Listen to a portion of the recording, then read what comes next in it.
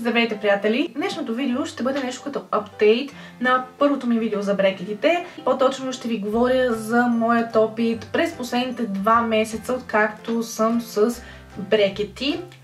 Искам преди да започна да говоря за самият ми опит и за какво се случи през тези 2 месеца, да спомена нещо много важно. От горе-долу 1-2 седмици започнах да получавам коментари за това, че зъбите ми са доста жълти, че трябва да си ги избеля и така нататък. Някои от тях бяха леко негативни, за други от тях не бяха негативни, не се обиждам, хората просто си изказват мнението, окей. Сега аз ще ви кажа какво в действителност се случва. Аз съм с брекети, ако не сте забелязали, за тези хора, които пишат тези коментари и си мислят, че аз задължително трябва да си избеля зъбите. Когато един човек е с брекети, няма как той да си избели зъбите. Не мога да си избеля зъбите по никакъв начин. Единствено мога да използвам паста за зъби, която е с избелващ ефект, само че ако тази паста избели много добре зъбите ми и след това си махна брекетите, ще имам жълти петънца, където са били брекетите, защото аз не съм избелвала тази част от зъбите ми. Тоест, аз в момента нищо не мога да направя.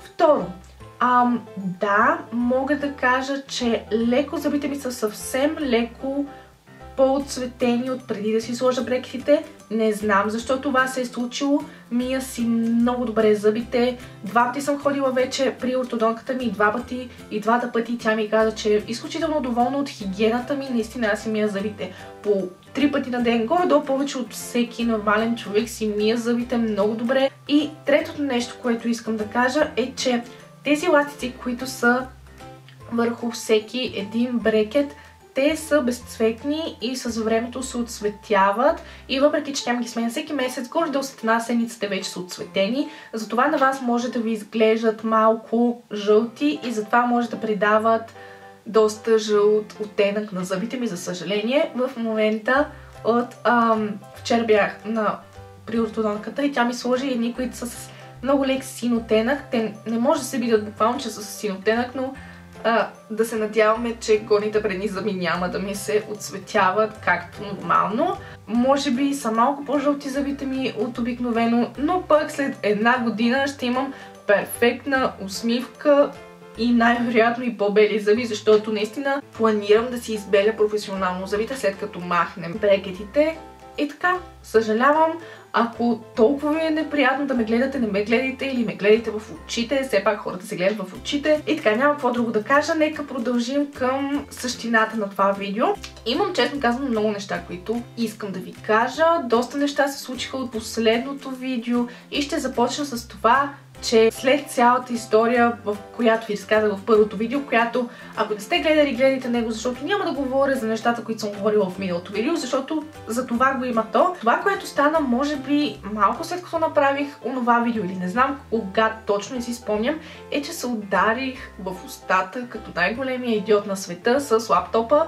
Лежах си на леглото с лаптопа в скута, разкихах се и оттам изведнъж лаптопа падна върху мен и ръба му ме удари точно челно в устата. Оттам този преден зъб започна да ме боли. Ходихме на снимка, ходихме на ортодонт, оказа се, че съвсем леко се е разклатил, съвсем леко се е разхлабил, но нищо сериозно ми няма. Няма да потъмне или нещо такова, но до сега, като са минали повече от 1 месец, до сега леко ме боли зъба и още ми е трудно да отхапвам спрей. Допреди 1 седмица нямах никакви проблеми с паднали брекети или откачени брекети, но за съжаление преди някъде 5-6 дни най-задната част от долните брекети ми падна. То е едно метално нещо, което е по-важно от самите брекети или не знам какво точно, но то ми падна, отидах, смени ми го. Сега ще ви поговоря малко за затяганията, защото аз самата преди да си сложа брекети нямах представа какво се прави на затяганията и боли ли и не боли ли. Аз очаквах да не ме боли на самото затягане, обаче мога да ви кажа, че мен лично изключително много ме боля, за съжаление. За сега съм ходила 2 пъти на затягания. На първото затягане страшно много ме боля. Самото махне на ластичетата е изключително болезнено, защото поне моите зъби бяха, и то до сега са много чувствителни, точно защото когато се местят започват да ви болят леко или не толкова леко. И наистина много ме боля, когато ми махаше ластиците и когато ми слагаше новите, защото тя буквално прави едни такива движения с едни клещи. И освен това този зъб, който беше още по-болезнен от другите и чувствителен, страшно много ме боля. Но горе-долу първото затягане мина много по-леко от сегашното, защото тогава тя просто смени ластиците, махна ластиците и сложи нови. Това беше, не ми сменяше дъгата. След това дъгата, която си бях сложила, която беше естетична, т.е. бяла, започна да й се отлепва горният бял слой. Отдолу ставаше, нали, така нормална метална, което тя ми каза, че означава, че просто много добре си мия зъбите, че по принцип не става на други такива пациенти, но пък по-добре, защото това означава, че аз много добре си мия зъби. Каза ми, че на следващото затягане ще ми сменя дъгата, което беше вчера, за което сега ще ви поговоря. Вчера доста неща правихме. Първо трябваше да ми смени тази задна част, която мисля, че се казва канюла. След това ето този зъб тук, не знам дали може да видите, се оказа, че малко отишъл по-нагоре и малко стърчи над останалите. И затова ми махна брекета и ми го премести малко по-нагоре. Не ми смени долната дъга, но ми смени горната дъга, която не е вече естетична, е нормално метална, за съжаление, но не е чак толкова голям проблем, не мисля, че се вижда чак толкова. Честно казано, мисля, че точно в момента зъбите ми изглеждат доста по-бели от предишните ми видеа. Или не знам, болеше ме, но не е чак толкова зле, както миналия път, слава богу. Но когато трябваше да ми смени този брекет, тя буквално трябваше с едни клещи да го махне. И тъй като, както ви казах, зъбите ми са много чувствителни. Изключително много ме заболя, буквално се едно ми изкърти зъба, но го преживях, така че да. Другото нещо за затяганията, което ще ви кажа, аз лично мислих, че след това много ще ме боли и че пак една седмица няма да мога да ям нищо, че ще ме боли главата и така нататък. Това не се случи, слава богу, нямах никакви проблеми с това. И сега нека ви кажа за горе-долу как се чувствам по принцип. Ако ме попитате дали не ги усещам, нали, все едно докато ги нося, все едно не са там, усещам ги естествено, усещам ги с устата, усещам ги с зъбите, усещам ги с езика, но по-скоро правилният израз, който аз бих използвала е, че наистина брекетите стават част от вас.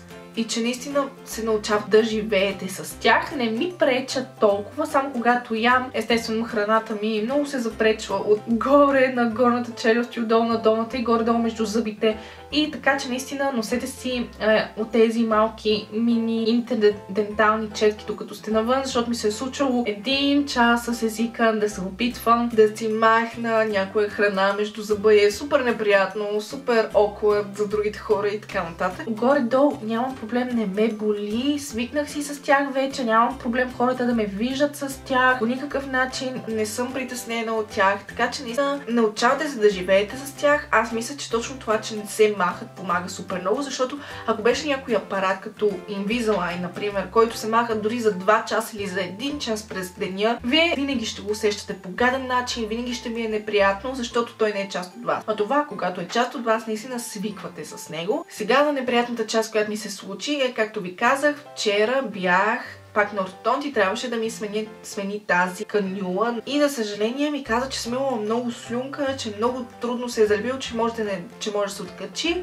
И се оказа права, буквално след няколко часа бях на вечеря и дори не забелязах, че ми се откачила. Първия път, когато падна, чух много силен звук. Сега трябва пак да ходя, най-вероятно тя ще иска да ми слага едни пръстени и така нататък, което ще бъде супер неприятно, но иначе мога да ви кажа, че за тези почти 2 месеца зъбите ми се изправиха изключително много. Особено ето този зъб, който беше първоначалната причина брекетите да се сложат, е много по-изправен от преди. Наистина има ужасно огромна разлика. Аз когато отидах всъщност на първото затягане си мислих, че няма абсолютно никаква разлика. Тя тогава ми показа отливката, снимките и така нататък и наистина видях, че има много лека разлика, но след това, след първото затягане, много почнаха да ми се изправят и точно за това почнаха и да ме болят. Ако ви предстои да си слагате брекети или в момента сте с брекети и зъбите ви болят, това е нещо нормално и даже ви препоръчвам да се радвате, че ви болят, защото това означава, че зъбите ви се изправят. Мен постоянно някои ме болят, не ме болят всички заедно, понякога ме болят някои от долните зъби, понякога някои от горните. В момента ме боли ето този, който преди беше много криво, сега честно да ви кажа почти изправен, което ми е толкова странно.